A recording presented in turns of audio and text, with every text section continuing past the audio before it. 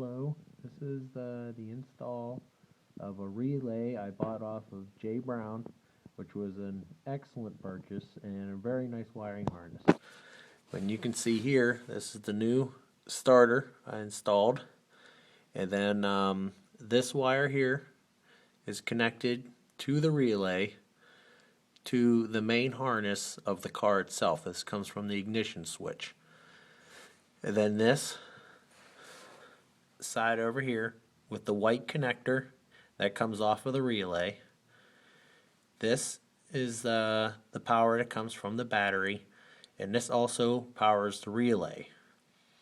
So you follow the wires up here, and what I ended up doing is I hid it back beside the body panel right here and the heater duct. So it's tucked up inside so no weather gets onto it, and it keeps the water and the weather away from it as much as possible. And again, he did an excellent job. You can see the shielding on the wires, and it's all put together very nicely. Thank you very much. Bye-bye.